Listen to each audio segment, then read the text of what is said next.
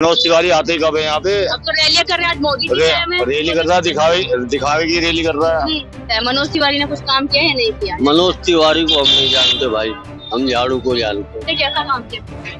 कुछ काम किया ही नहीं मैडम। काम करते तो यह अब जो नया प्रत्याशी क्या नाम है कन्हैया कुमार, उसे वोट देने के लिए पब्लिक इतनी उत्साहित थोड़ी होती। देख लो नेचर क्या है भाजपा ही गुंडों का। हार रहे हैं तो अंदर से वो जो आक्रोश है वो तो बाहर निकलेगा कहीं ना कहीं से। अब वो सामने वाले नेताओं पे निकले। आपको पता है अभी दिखा रहे कन्हैया कुमार ने देशद्रोही और जो भी कुछ है, अगर है तो अब तक जेल में क्यों नहीं डाला? मोदी जी तो जब भी जिंदा थे, जिस टाइम पे दंगे हुए थे और आगे लगाई जा रही थी, इन्होंने ये रीजन किया था कि जितने भी मुसलमान हैं वो तो सारे ईदगाह में थे। कहते हैं कि फेस वैल्यू अभी इधर की सीट के लिए थी नहीं, लेकिन कन्हैया कुमार के आने के बाद से मनोज तिवारी जी की जो वैल्यू है सीट की वो खत्म हो चुकी है। सटीक खबरों का सीधा असर। आप देख रहे हैं एनसीआर समाचार, खबर भी असर भी। नमस्कार, मैं आपके साथ रितेशना मंगवाना और आप देख रहे हैं एनसीआर समाचार। लगातार मौजूदगी हमारी उत्तर पूर्वी दिल्ली में। यहाँ पर जानेंगे कि 10 साल में मनोज तिवारी ने यहाँ के लोगों के लिए कितना काम किया, कितना इस क्षेत्र के लिए विकास किया। आपको बता दूं कि आज कन्हैया कुमार पर हमला किया गया है भाजपा के गुंडों के द्वारा। पर देखना यही होगा क्या मनोज तिवारी इस तरीके से डर गए हैं क्या कन्हैया कुमार से, जिस तरीके से भाजपा अपने गुंडे भेजकर हमला करवा रही है। पर उसी के बाद कन्हैया कुमार ने स्पीच दी, भाषण दी कि हम डरने वाले नहीं है क्योंकि हमारे अंदर स्वतंत्रता सेनानियों का खून है। पर देखना यही होगा कि इस सीट पर क्या कन्हैया कुमार बाजी मार पाएंगे या फिर मनोज तिवारी हैट्रिक मारेंगे। सीधा यहाँ पर जनता से जुड़ेंगे और जनता से जानने की कोशिश करेंगे। मनोज तिवारी आते ही कब है यहाँ पे? अब तो रैलियां कर रहे हैं, आज मोदी जी आए हैं। रैली कर रहा है, दिखावे की रैली कर रहा है। मनोज तिवारी का कोई काम नहीं है यहाँ पे। अच्छा, पता आपको कन्हैया कुमार की आज जो करा गलत करा, किसी ने भी करा गलत करा सबने। अब तो यहाँ जो जाएगा वोट कन्हैया को ही जाएगा। कह रहे हैं कि वो टुकड़े टुकड़े गैंग से हैं। टुकड़े गैंग से तो ये है ना जो कर रहे हैं भाजपा वाले हैं। कौन है टुकड़े गैंग? यही है और कौन है? अच्छा, ऐसा क्यों हुआ है कन्हैया कुमार के साथ के रोड शो कर रहे थे, रैली कर रहे थे, इस तरीके का हमला हुआ है? क्या मनोज तिवारी डर गए कि कन्हैया कुमार से? मनोज तिवारी तो डरा पड़ा है। मनोज, ये तो आपको खुद दिख रहा है कि मनोज तिवारी डरा पड़ा लग रहा है। मनोज तिवारी ने कुछ काम किया है नहीं किया? मनोज तिवारी को हम नहीं जानते भाई, हम झाड़ू को जानते। झाड़ू को जानते हैं कि मनोज तिवारी यहाँ से सांसद है 2 बार के, बगैर कभी दिखे नहीं। जब दिखते तब कुछ मालूम पड़ता। अब तो दिख रहे हैं लगातार। अरे जो मतलब रहेगा तो आप भी दिख रहे हो, वो भी दिख रहे हैं। अच्छा, मतलब के लिए दिखते हैं और क्या? कौन से मतलब के लिए? अब वोट चाहिए उन्हें, मतलब सबसे बड़ा तो यही है। कन्हैया कुमार तो जीता हुआ है। पब्लिक जवाब देगी। पब्लिक जवाब देगी, वोटों से देगी। ऐसे नहीं देगी, वोटों से देगी जवाब। यानी वोट का चाटा लगने वाला। हाँ, वोट का चाटा लगने वाला। मनोज तिवारी ने यहाँ के सांसद है, कैसा काम किया? कुछ काम किया ही नहीं मैडम। काम करते तो यह अब जो नया प्रत्याशी क्या नाम है कन्हैया कुमार, उसे वोट देने के लिए पब्लिक इतनी उत्साहित थोड़ी होती। और आज पता है उन पर हमला किया गया है? नहीं मैम, मुझे ये नहीं पता। ये तो मुझे नहीं पता जी। मोदी जी रैली कर रहे हैं मनोज तिवारी पर, क्या कहना चाहिए? क्या असर पड़ेगा वोटिंग पर इसका? असर तो कन्हैया कुमार का पड़ रहा है। तो पिछले इतने इलेक्शन हुए जब कभी नहीं आए मोदी जी यहाँ पे। अब बराबर की टक्कर है ना, इसलिए मोदी जी भी आ रहे हैं खुद। तो चेहरे का असर पड़ेगा? बिल्कुल पड़ेगा। तो थोड़ा बहुत तो वोट हैट्रिक मारने वाले नहीं, ऐसा तो नहीं हो सकता क्योंकि चांसेस ज्यादातर तो मैडम कन्हैया कुमार के ही हैं। मैं अपना वोट भी कन्हैया कुमार को ही दूंगा और 5 जनों से और कहूंगा कि वोट कन्हैया कुमार को ही दे। कन्हैया कुमार क्यों बन रहे हैं आपके लोग? पढ़ा लिखा लड़का है, बात ये है मैम। और देश चलाने के लिए पढ़े लिखे की जरूरत है, अनपढ़ की जरूरत नहीं है। पढ़े लिखे तो मनोज तिवारी भी है। हमें तो नहीं लगता।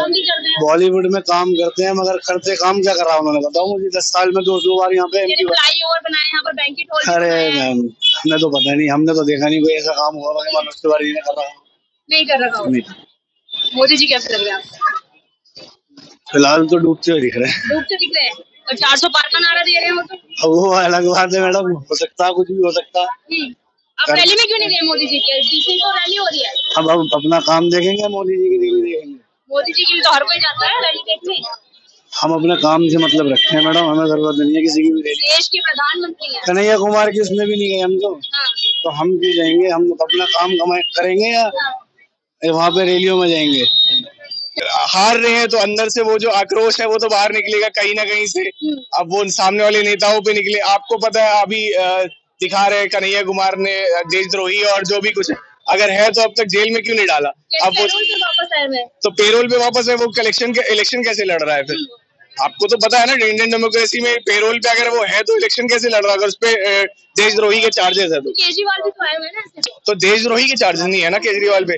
कन्हैया कुमार पे आपने देशद्रोही के चार्ज लगाए, उसके बिहाफ पे तो इलेक्शन नहीं लड़ सकता। अच्छा, जिस तरीके से आज हमला हुआ कन्हैया कुमार पे, क्या मनोज तिवारी डर गए हैं क्या? ऑब्वियसली डर गए हैं। आपको उनके भाषणों से, उनके रवैये से साफ दिख रहा है वो डर गए हैं, क्योंकि उन्होंने काम तो करा नहीं है।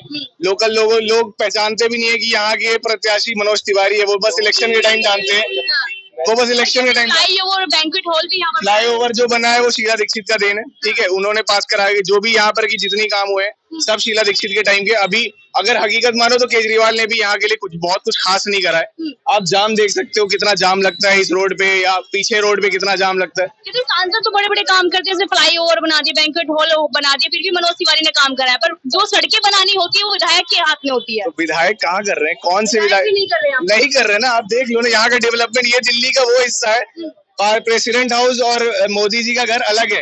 ये वाला जो दिल्ली है ना, ये गांव में आता है बेसिकली, क्योंकि यहाँ पे काम करना ही नहीं चाहते। यहाँ से बस वोट चाहिए उनको, यहाँ पे काम नहीं करना उनको। तो चौथे पुस्ते पर मोदी जी आए हुए हैं, क्या कहना चाहेंगे इस बारे में? मोदी जी तो आएंगे ना, वोट तो चाहिए। अब मोदी जी वोट के लिए तो ये भी कह देते हैं, मैं ईद के दिन खाना नहीं खाता था, मेरे घर खाना आ जाता था। वो तो वोट चाहिए उनको, तो यहाँ पे तो वोट लेने आएंगे ना। वोटर्स तो यहाँ भी है।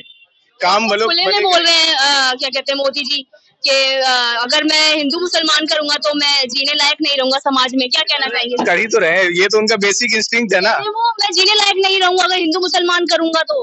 हिंदू मुस्लिम करूंगा तो जीने लायक नहीं रहूंगा। आने से, मोदी जी के आने से पहले क्या कभी हिंदू मुस्लिम हुई थी?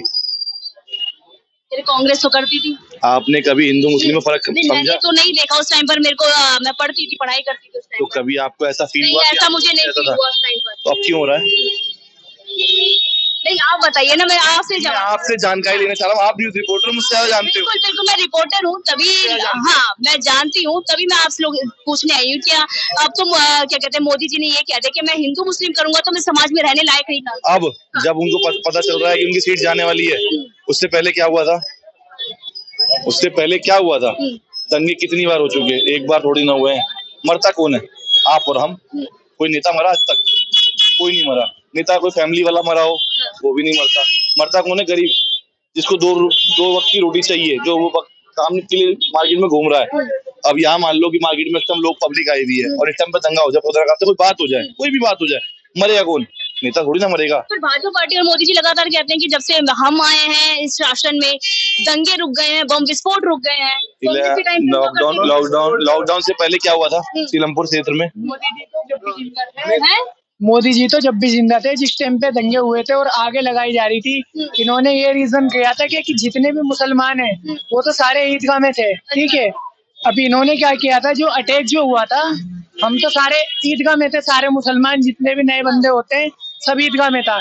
तो इन्होंने ये किया था कि जितने भी बजरंग दल वाले हैं, ये इन्होंने पहले तो हमारे चांदबाग के अंदर मजार जलाया, ठीक है। फिर मस्जिदों के अंदर मस्जिदें जलाई, ठीक है। फिर मस्जिदों की मीनारों पर चढ़े, मस्जिदों की मीनार पे चढ़कर बजरंग दल का झंडा इन्होंने लहराया। अब ये क्या चाहते हैं कि सारा हिंदू समाज बन जाए। अच्छा, ये मोदी जी ये कहते हैं कि जब रमजान थे तो मैंने गाजा में बमबारी रुकवा दी थी। मणिपुर तो रुकवा नहीं पाए वो, जो मणिपुर जो बगल में है, जहाँ उनकी नजर नहीं पड़ती, और वो गाजा में रुकवा देंगे भाई, है ना। पापर ने बहुत रुकवा दी, पापर से मणिपुर आज तक रुका नहीं, मणिपुर आज तक जाने की हिम्मत करी नहीं, और वो गाजा रुकवा देंगे। मतलब फेंको तो ऐसी फेंको ना जो सामने वाला भी लपेटा जाए। मतलब आप फेंक भी रहे हो तो कई देशों को छोड़ के इतनी दूर जाके फेंक रहे हो, तो ये तो इररिलेवेंट बातें हैं, ये बस फेंकने वाली। तरीके से आज कन्हैया कुमार पर हमला हुआ है, क्या लग रहा है कि इस हमले के बाद कन्हैया कुमार हीरो बन गए हैं? ऑब्वियसली कन्हैया कुमार हीरो बन गए, क्योंकि आप जो उनको दिख गया ना सामने वाले प्रत्याशी कितने डरे हुए हैं उनको लेके। और अब जो है, जो पब्लिक का सपोर्ट और मिलेगा उनको, क्योंकि भाई सामने वाला मतलब वही है, बल से जीतना चाह रहा है। अब उसको दिख रहा है कि वोट तो मिल नहीं रहे, अब ताकत लगाई जाए, सामने वाले को डराया जाए, तो पब्लिक के लिए हीरो तो बनेंगे। कहते हैं ना कि फेस वैल्यू अभी इधर की सीट के लिए थी नहीं, लेकिन कन्हैया कुमार के आने के बाद से मनोज तिवारी जी की जो वैल्यू है सीट की वो खत्म हो चुकी है। अब आप देख लो, सांसद में अच्छे गंभीर जी थे यहाँ से, आपके गांधीनगर से, उनको हटा दिया, वो खत्म कर दिया। तो इसी तरह से अब कन्हैया कुमार जी चेंजेस लाए। अच्छा, एक बात बोलनी थी सिस्टर आपसे, कुछ भी त्योहार आता है तो राम जी क्या मंदिर में से छोड़ के मस्जिद चले आते हैं क्या? मस्जिद के सामने आकर के जय श्री राम जय श्री राम, मुझे लगता है कि वो अंदर से आवाज आएगा, अरे रुक जा, मैं अभी नमाज पढ़ के आ रहा हूँ, मैं वजू कर रहा था अभी तक। राम जो है भगवान है, अधिमानस रूप है वो, जो उनका नाम बदनाम कर रखा है और मस्जिद के सामने जाकर के नारेबाजी करते हैं, तो किसकी छवि किसकी खराब है? प्रधानमंत्री किसे देख रहे हैं आप? प्रधानमंत्री राहुल को। पर वही कहते हैं कि कांग्रेस अगर वापस आ गई तो राम मंदिर जो अयोध्या में आकर बैठे हैं, विराजमान हुए हैं, वो दोबारा से टेंट में चले जाएंगे। बिल्कुल नहीं, ऐसा कुछ नहीं होगा। मैं खुद मुस्लिम हूँ और मैं खुद सपोर्ट करूंगा कि नहीं, जो हमारे भाईचारा बना हुआ है वो बना रहेगा। वो जो बातें थी बाबरी मस्जिद टूटा, अब आगे के लिए हमें आगे चल के ना तरक्की करनी है। ये नहीं कि उन पीछे बातों को, अपने जख्म को खुरेदना है और उसको फिर नासूर बनाना है, वो नहीं करना है। आगे चढ़ना, डेवलपिंग करनी है हमें अपनी कंट्री में। वो दोबारा बातों को निकालनी नहीं है, किसी की बातों में आकर के हमारी मस्जिद थी, वो सब कुछ नहीं, जो हो गया उसको मट्टी डालो, अब आगे माइग्रेट करना उसके ऊपर। अब मंदिर है, अच्छी बात है, ऊपर वाले ने मंदिर बनवा 400 पार हो पाएगा? 400 300 बार 300 पार कांग्रेस की है ना, 300 बार। इनका 400 पार का नारा था, इनका 300 पार का नारा, और 300 पार बन गई सरकार। चलिए, बहुत बहुत शुक्रिया बातचीत करने के लिए। लगातार उत्तर पूर्वी दिल्ली में मौजूद है, यहाँ पर जनता से जानने की कोशिश कर रहे हैं कि मनोज तिवारी ने यहाँ पर 10 साल रहे, और मैं आपको बता दूं कि सभी यहाँ पर सांसदों, यानी भाजपा के सभी सांसदों का टिकट काटा गया। हालांकि मनोज तिवारी का टिकट नहीं काटा गया, उन पर विश्वास जताया जा रहा है। क्या वो इस विश्वास पर खरे उतरेंगे? और कन्हैया कुमार के साथ आज जिस तरीके की वारदात हुई है, क्या कन्हैया कुमार से उभर कर एक हीरो बनकर नजर आएंगे? इस उत्तर पूर्वी दिल्ली सीट को लेके जाएंगे, ये बड़ा सवाल है। मैं आपके साथ रितेश मंगवाना और आप देख रहे थे एनसीआर समाचार।